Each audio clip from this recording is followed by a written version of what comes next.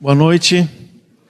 Hoje, então, começamos essa segunda fase do nosso programa, acho que dá para dizer assim, de ensino progressivo, conforme o Senhor tem nos mostrado, para equiparmos essa congregação e outros tantos irmãos que têm ouvido esses materiais na internet.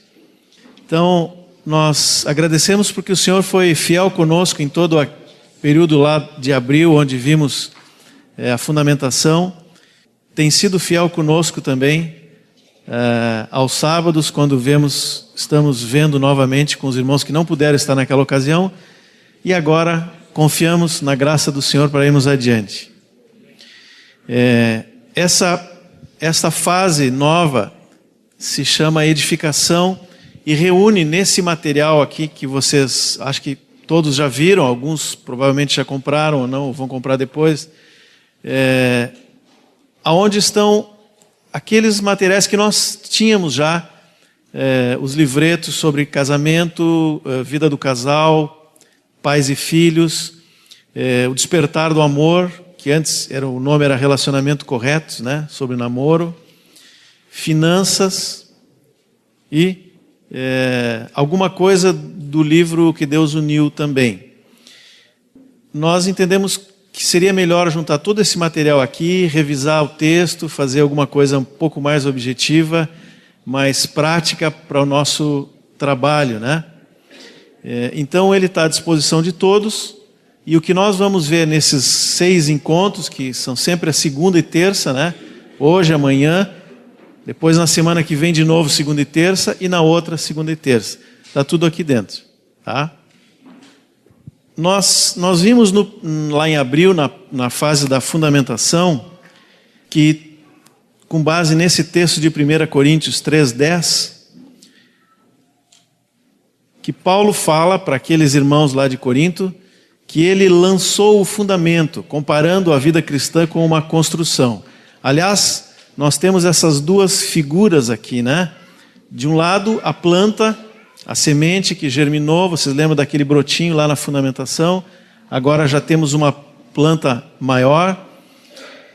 Isso nos fala do crescimento da vida, o crescimento natural, aquilo que vem de Deus e que cresce até o ponto de dar frutos.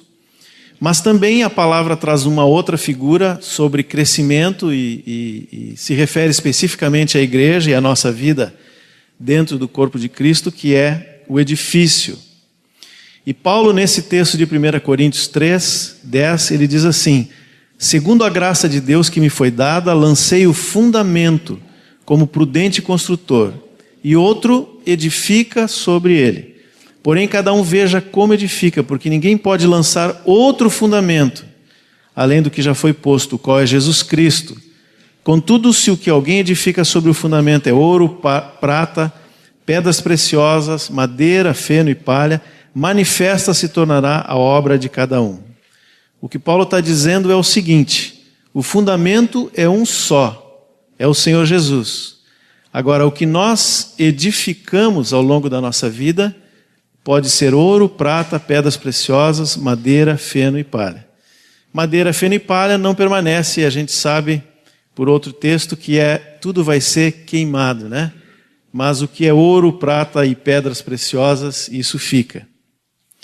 Então, nosso trabalho de edificação é edificar sobre o fundamento aquilo que permanece.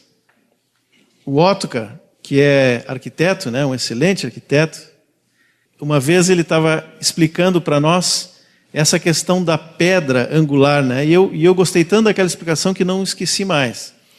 Quando alguém faz uma construção e põe uma pedra bem no canto, a Bíblia usa 2 palavras, né? Pedra de canto ou pedra angular.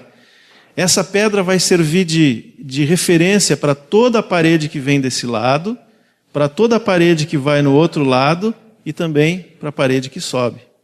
Então assim é o Senhor Jesus. Ele é a pedra angular, ele é o fundamento, ele é a pedra de canto ou de esquina, que serve de referência para tudo que nós vamos construir. Se tem uma pedra que está fora daquilo ali, né? Ela tem que ser tirada ou tem que ser lixada para ficar na mesma linha do fundamento. Se está para dentro, a mesma coisa, tem que ser mudada para ficar na mesma linha do fundamento. E assim é o que nós construímos sobre o fundamento que é Jesus. Tudo que envolve a nossa vida, tudo que envolve a vida do homem, tem como início e base o próprio Senhor, os seus valores, o seu governo e aquilo que é o alvo dele, o seu propósito eterno. Então, por isso, como a base de tudo é o Senhor, é que Paulo diz ali em 1 Coríntios que o fundamento, que não pode existir outro, é Jesus Cristo. Ele é o fundamento. Ele é a base de tudo. O que fez o pecado no homem, né? O pecado tirou o homem do lugar aonde ele é governado e cuidado por Deus. Usando essa figura do edifício, nós podemos dizer que o pecado tirou o homem do fundamento. É como se pegasse um tijolo, uma pedra da construção e colocasse do lado, né? Está fora do fundamento. Isso é que o pecado faz com o homem. A consequência disso é o que nós vemos hoje em dia.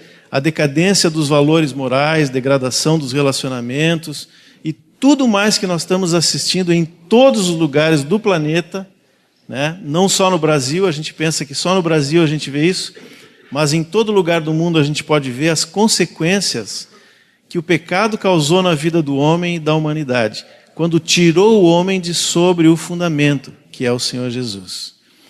Quando tirou o homem debaixo do governo e do cuidado de Deus. Quando Jesus veio trazer de volta o governo de Deus sobre o homem, aliás, o que Jesus veio fazer foi trazer de volta o governo de Deus sobre o homem e, por consequência, tirar o homem dessa situação. Mas o chamamento do Senhor Jesus para nós, que já tinha sido dito por João Batista, é: arrependei-vos, porque está próximo o reino.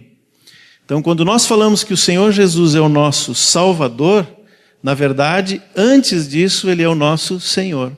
A nossa salvação advém do fato de que Ele é o nosso Senhor, Ele é o nosso Rei.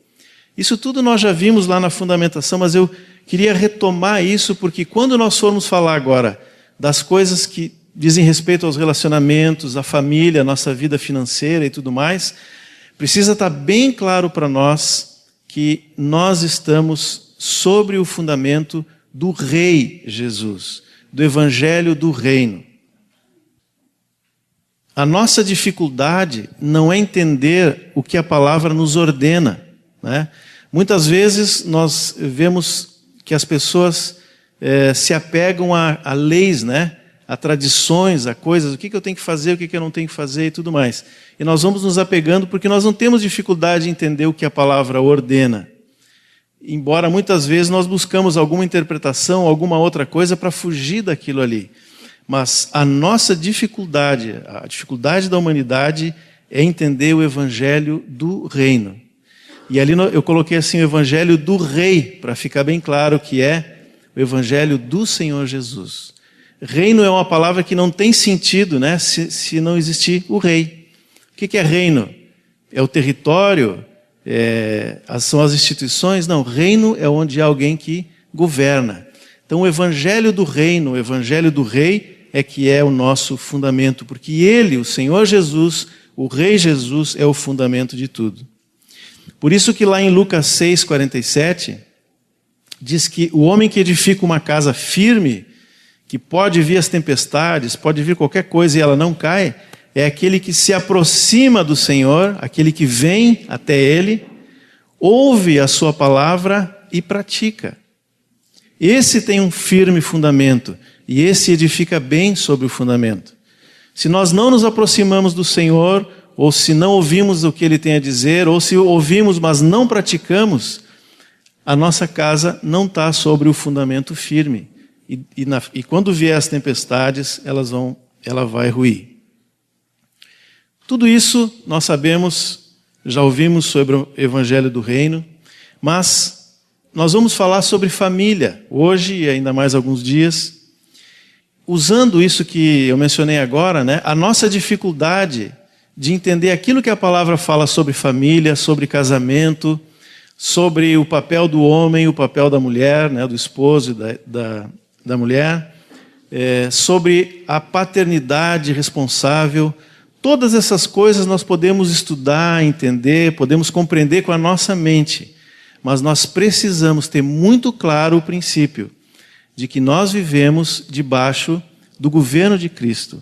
Nós vivemos pelo seu evangelho, que é o evangelho do reino.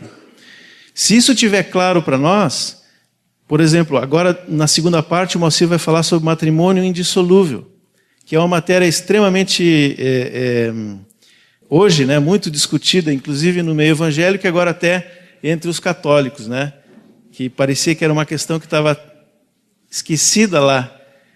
Por que essas questões voltam, e as pessoas têm dificuldade de entender? Porque não entendem o evangelho do reino. Se nós compreendermos bem qual é o coração do Senhor, qual é a vontade do Senhor para todas as coisas, para a família, para o casamento, para o papel do homem, para o papel da mulher, nós talvez não precisamos entender muitos detalhes, não precisamos ir para o grego, não precisamos ir para nada disso.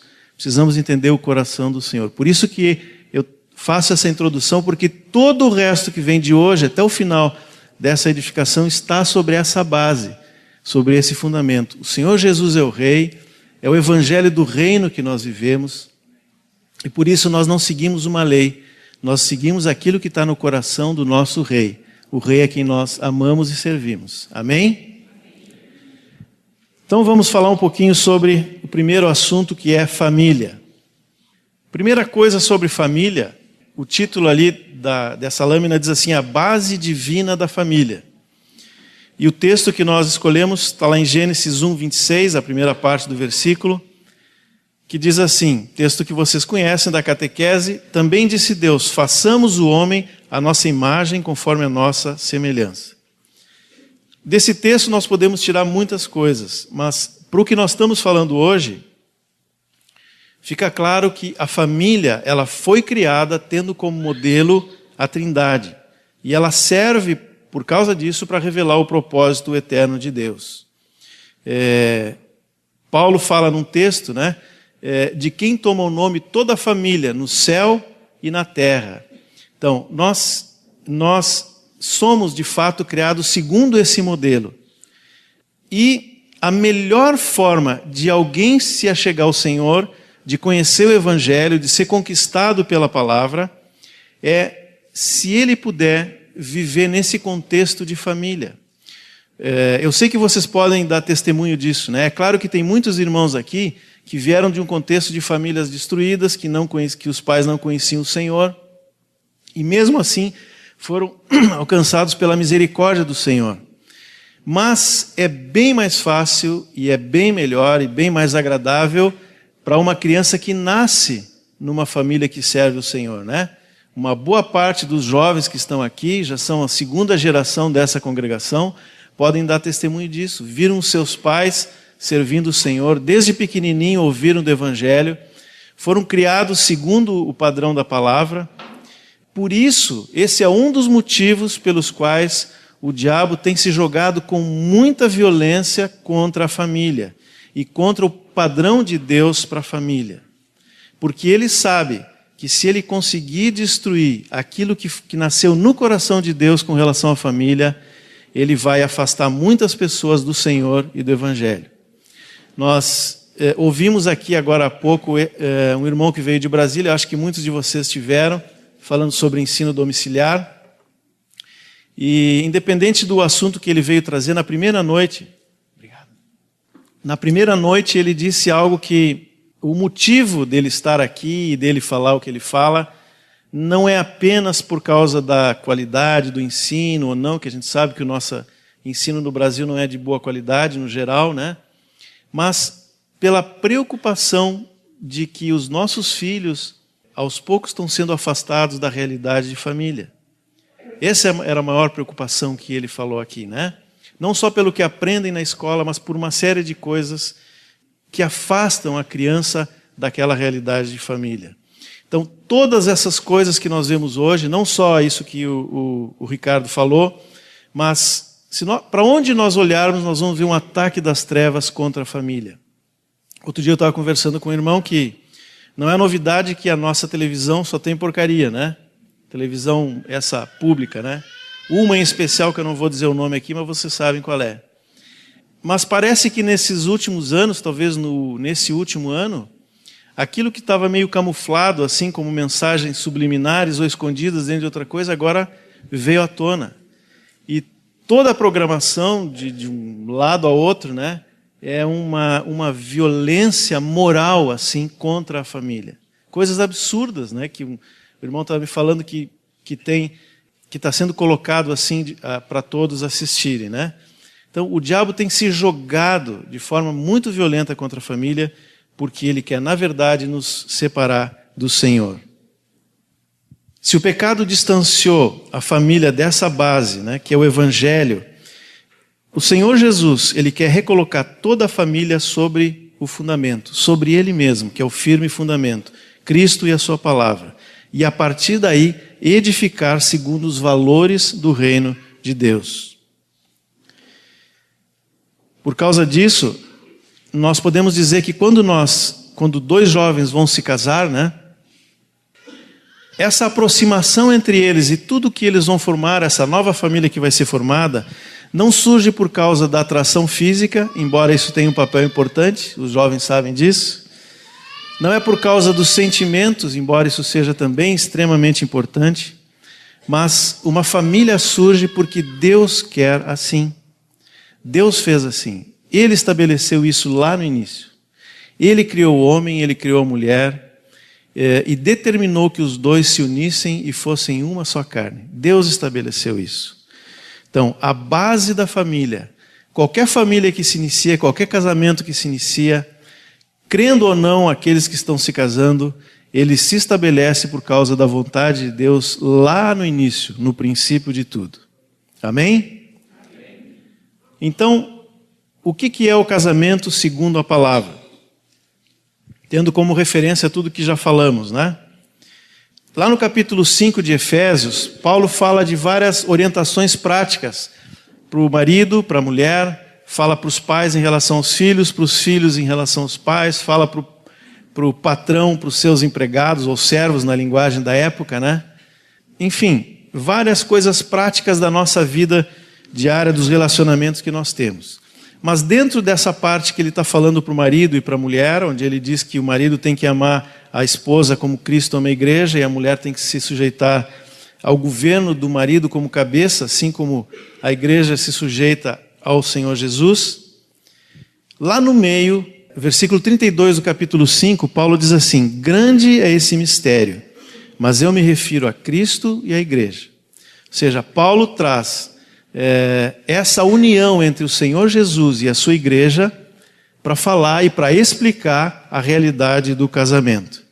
Então, a primeira coisa que nós precisamos saber sobre o casamento, que é o que eu já tinha falado antes para a família de um modo geral, é que o casamento tem como referência absoluta o que Deus preparou para o relacionamento de Cristo com a igreja. Vocês lembram que lá no Gênesis diz assim, que Deus fez o homem, viu que tudo era bom, né? Mas em relação a Adão, ele disse que viu que era bom, que não era bom que Adão ficasse só. Vocês lembram disso, né? Nós podemos comparar isso com o Senhor Jesus e a sua igreja. É como se o pai dissesse: olha, eu quero que meu filho tenha uma companheira. Eu quero que o meu filho tenha alguém que esteja junto com ele, da mesma natureza, que seja criado a partir dele, que venha dele, né? Então assim foi que Deus criou o homem e criou a mulher, tendo como referência o relacionamento, a comunhão entre Cristo e a igreja. É uma instituição de Deus, não do homem. Por isso, ela traz alegria e traz felicidade para o homem, mas o objetivo principal do casamento é a glória de Deus. Nós vamos falar um pouquinho sobre isso depois, mas guardem isso, né? Tem como referência absoluta a união de Cristo da igreja, é para a glória de Deus, e não se baseia em sentimento ou paixão. A base é a decisão do casal de viverem como uma unidade. Essa expressão, viverem como uma unidade, né, que está inclusive na apostila, Um dos irmãos que trabalhou na revisão desse texto disse assim, será que está certa essa frase, né? É isso mesmo? Não entendi bem o que quer dizer. É isso mesmo, nós precisamos viver como uma unidade. Às vezes o nosso idioma nos limita um pouquinho, né? Mas nós precisamos ser um só. É isso que diz a palavra, não é? Lá em Gênesis diz, por isso deixa o homem pai e mãe, se une à sua mulher e se tornam os dois uma só carne. Não é a unidade entre o homem e a mulher, não é como eu colar 2 folhas de papel, pregar 2 pedaços de madeira ou soldar dois metais, né? 2 pedaços de metal. Não é isso. Porque a cola no papel, o prego na madeira e a solda no metal, eu tiro. E eles voltam a ser o que era antes. A unidade que a palavra fala para o homem e para a mulher é como se eu pegasse esses 2 metais e fundisse os 2. Botasse os 2 no fogo, né? E eles ficassem um só. Não separa mais. É isso que a palavra de Deus diz sobre o homem e sobre a mulher. Nós não somos colocados juntos para um dia separar-nos, né? Só o Senhor nos ajuntou, usando a expressão da própria palavra, e só Ele pode separar pela morte. Enquanto isso não acontece, nós somos um só, somos uma unidade, aqueles que são casados. Amém? E como se constitui o casamento? Segundo a palavra. Aqui começamos a ver algumas coisas mais práticas, né? E guardem isso, por favor, porque hoje em dia essas questões, esses pontos são muito questionados e há muita dúvida sobre tudo isso, porque a forma de viver do mundo nos afastou do padrão da palavra. Então nós precisamos voltar para a palavra e entender como Deus estabeleceu. O primeiro elemento constitutivo do casamento é o pacto mútuo e a aliança que há entre o homem e a mulher. Malaquias 2,14, depois vocês leem, não precisa ler agora. Ele fala dessa aliança que é feita entre as 2 pessoas, entre um homem e uma mulher. E hoje é bom que se diga, né? Entre um homem e uma mulher. Antes não precisava fazer esse reforço, hoje precisa. Quando nós dizíamos 2 pessoas que se casam, a gente já entendia o que era, né? Hoje precisa fazer esse esclarecimento. O padrão de Deus é a aliança entre um homem e uma mulher. Pacto mútuo, livre vontade. E aliança, gente, aqui uma observação, né? Quando nós nos casamos, nós não fazemos um contrato. Você sabe que contrato ele tem direitos e obrigações. Eu tenho uma obrigação para cumprir, e o outro também. Se ele não cumprir a obrigação dele, eu estou dispensado da minha. Isso é um contrato. Nós não fazemos contrato quando nos casamos. Nós temos uma aliança. Porque a palavra diz que se um cair, o outro levanta, né? Se um falha, o outro faz a parte dele e daquele que falhou. Isso é uma aliança. O Senhor estabeleceu assim. Nós não temos um contrato, nós temos uma aliança. E a palavra diz também que Deus, Ele faz parte dessa aliança. Ele não só é testemunha da aliança, como está no texto de Malaquias, mas Ele faz parte. Ele é a terceira corda, né? Faz aquela trama santa ali, para que nós estejamos realmente juntos, aliançados, marido e mulher. Então o primeiro elemento é esse, pacto mútuo, aliança, que é a nossa vontade livre. Se alguém vai obrigado para o casamento, na verdade não há casamento, né? Tem alguém que foi contra a vontade de fazer aquilo. Então por isso que fala do pacto mútuo, o livre. O segundo elemento que constitui o casamento são os votos públicos, aderindo à instituição legal do casamento. O texto de Romanos 13, que essa semana é a nossa leitura nos grupos, né? Em casa e também nos grupos, ele fala que nós precisamos estar sujeitos à autoridade civil. Então, esses votos públicos e a adesão àquilo que é casamento é um elemento constitutivo do casamento. Hoje, muitas pessoas dizem assim, não, mas eu vou viver com alguém, eu estou em união estável, porque a lei brasileira permite. Na verdade, a lei reconhece uma situação de fato, né, que é chamada de união estável. Mas a própria lei brasileira tem as duas situações, tem a união estável e tem o casamento. Então, se tem duas coisas, é porque um não é o outro e o outro não é o um. Tá? bem simples de entender. Casamento, segundo a nossa lei, é de fato quando nós vamos e dizemos perante o juiz de paz de que nós estamos aderindo à instituição chamada casamento. E tem todas as consequências legais e tudo mais. Existem outros países que têm legislação diferente. E sempre nós vamos ver que há casamento quando se cumpre o requisito legal referente ao casamento. Se não há isso, nós não temos casamento. Há algum tempo atrás, alguns anos atrás, na verdade, um colega de trabalho convidou todos os seus colegas para o casamento, teve uma cerimônia na igreja católica, festa e tudo mais. E depois de um tempo eu descobri que ele não fez o casamento civil, né? Fez só a festa lá na igreja, aquela coisa toda que as pessoas do mundo fazem, né? Agora, por que alguém se dá o trabalho de fazer tudo isso, né? É porque ele já tem a possibilidade ou a intenção de deixar uma porta aberta aqui para sair mais fácil, né? Não tem outra explicação. Mas, realmente, quando nós, discípulos do Senhor Jesus, entendemos o que é o casamento e o que é esta aliança, nós também queremos nos ajustar ao padrão legal do país e fazer o casamento como ele tem que ser. Então, primeiro elemento constitutivo é esse pacto mútuo, livre, que é uma aliança diante de Deus, entre os noivos. Os votos públicos aderindo à instituição do casamento, segundo a lei local. E o terceiro elemento é a união física entre homem e mulher. E é interessante porque, e é nessa ordem, tá, gente? Também aqui o mundo de hoje quer inverter essa ordem, né? Não, a ordem da palavra é exatamente essa que está aqui, né? E essa questão tudo aquilo que Deus fez, Satanás quer ou destruir ou mudar, né? Ele quer manchar, ele quer sujar tudo aquilo que Deus fez. E essa talvez seja a área que mais o diabo se intromete na vida das famílias, que é a questão da relação sexual. Mas foi Deus que fez. Deus estabeleceu. Ele colocou como um selo, né, sobre a união entre o homem e uma mulher, a união física dos dois. É isso que diz lá no texto de Gênesis. Por isso deixa o homem pai e mãe e se tornam os dois um só espírito. É isso que diz lá? Uma só alma. Não? Uma só carne. Está claro lá. Sem esse elemento não há casamento.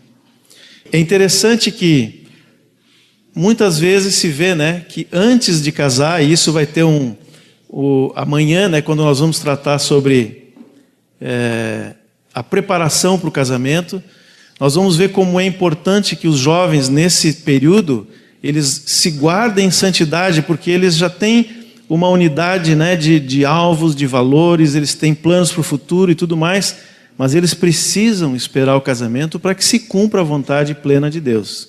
Então, antes do casamento, é difícil segurar os dois, né? Não aqui, claro, né? Isso em outros lugares. E às vezes, depois que casa, aí acontece o contrário. Por que o diabo faz as duas coisas?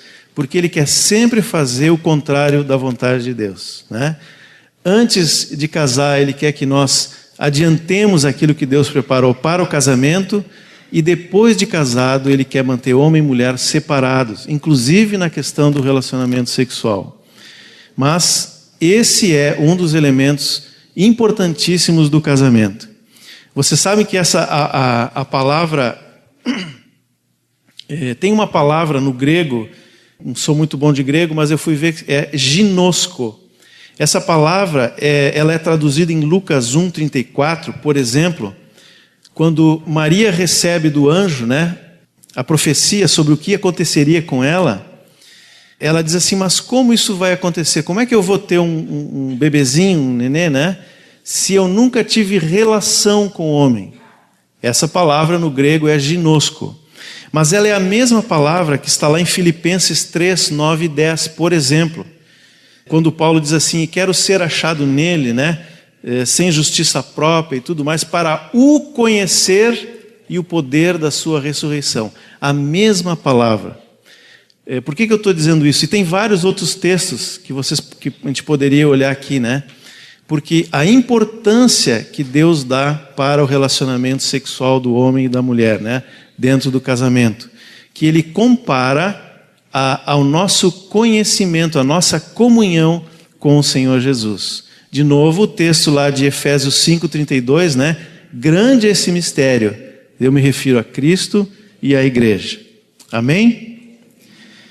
Então, esses três são os elementos constitutivos do casamento. Se nós queremos saber se alguém ele tem um casamento válido aos olhos de Deus, nós precisamos fazer esse checklist. Tá? Faltando um desses elementos, nós não temos de fato o casamento. Aí vocês vão me dizer assim, mas e a bênção da igreja não é um elemento constitutivo do casamento? Ou a participação da igreja? Não, não é. Claro que nós que somos discípulos do Senhor, que vivemos bem vinculados no corpo, né? Os jovens, quando vão casar, querem a bênção dos pais, a bênção da igreja, né? Se possível que todos os irmãos venham e imponham as mãos sobre eles para que sejam realmente abençoados nessa nova caminhada. Sem dúvida nenhuma que isso é importantíssimo. Mas 2 incrédulos que não recebem bênção nenhuma, se tiverem esses 3 elementos, estão casados aos olhos de Deus. Tá? Então, a igreja ora pelos casais, pedindo que Deus abençoe, mas não é um elemento constitutivo do casamento, esta cerimônia que nós fazemos, né? Os pastores não fazem casamento, eles participam e abençoam junto com toda a igreja aqueles que Deus une e que fazem uma aliança entre si diante de Deus. É só a presença ou ausência dos elementos constitutivos que a gente viu antes é que determina se há ou não há um casamento válido aos olhos de Deus. Tá? Mesmo que o casamento seja realizado entre incrédulos, ou seja, sem a participação da igreja. Isso é importante, porque nós vamos ver depois, quando falarmos sobre o matrimônio indissolúvel e todos os enganos que hoje têm se propagado para justificar um segundo casamento, essa é uma das coisas que precisam ser bem compreendidas por nós, né? O casamento, tendo aqueles 3 elementos, ele é válido aos olhos de Deus. Mesmo entre incrédulos, é um casamento válido e que Deus reconhece como casamento. E qual é a motivação do casamento? Bom, nós já falamos antes que o casamento, ele é para a glória de Deus. Existe um livrinho bem pequeno, na verdade eu acho que é uma pregação que foi transformada em livro, do John Piper, que se chama Preparando-se para o Casamento, acho que é mais ou menos assim. É muito bom, eu aconselho os jovens, né, que estão se preparando para o casamento, se puderem adquirir esse material, adquiram. Ele tem algumas coisas práticas, mas tem um capítulo, o 2º capítulo, se eu não estou enganado, que ele fala sobre o propósito do casamento. E é muito, muito claro o que esse irmão traz ali, né? O casamento não é, em primeiro lugar, para a nossa felicidade, para a nossa satisfação, mas ele é para a glória de Deus. Como tudo o que acontece na nossa vida, né, deve ser feito para a glória de Deus.